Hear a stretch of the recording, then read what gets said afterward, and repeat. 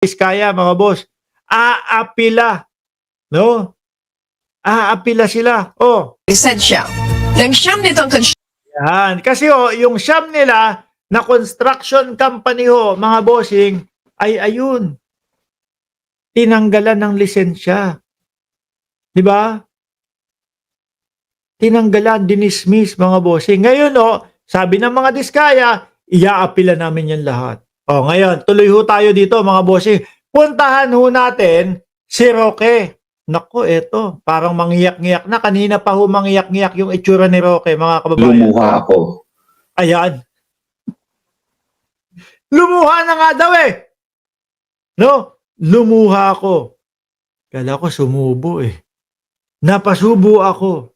Pakinggan ho natin si Roque, mga kababayan. Ito, feeling ko ho, no, pakiramdam ko, malapit na po sa finish line to. Si Roque, konting-konti na lang po, susuko na to. Konting-konti na lang po, sa loob na po ng kulungan, kakain ng humba itong si Roque, na idol ng mga DDS. Pasuko na ho ito. Paubos na daw ho yung pera niya. So, nung 4 ng Setyembre, ang katunayan po, lumuha ako nung night before. Ayan. Dahil alam ko, hindi ko alam kung kailan ako Alam mo, hindi na makakauwi. Dahil alam ko, hindi ko alam kung kailan ako makakauwi. Umuwi ka ng Pilipinas, no? Mag-travel ka papuntang Pilipinas. O di yun.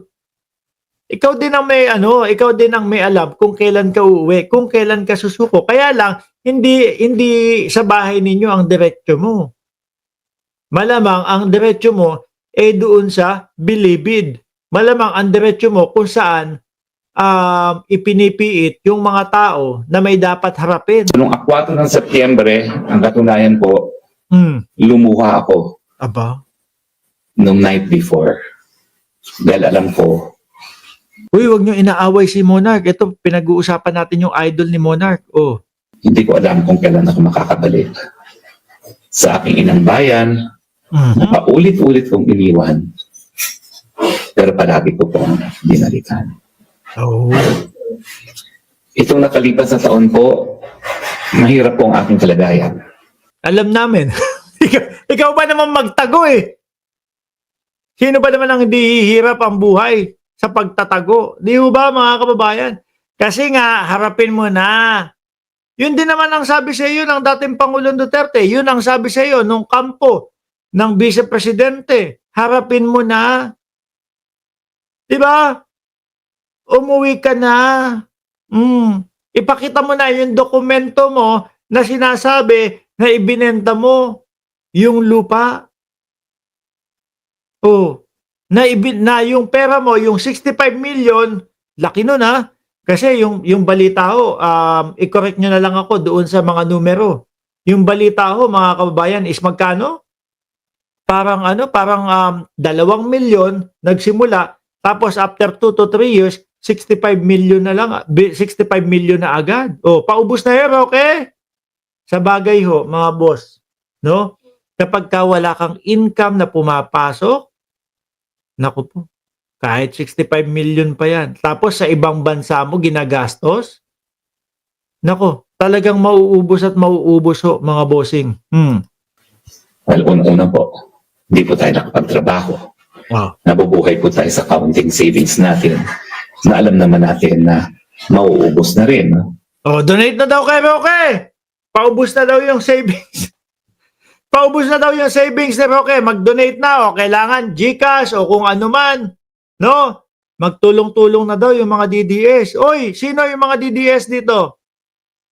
Abuloy na daw ang kailangan ni Harry Roque para makasurvive. Di ba?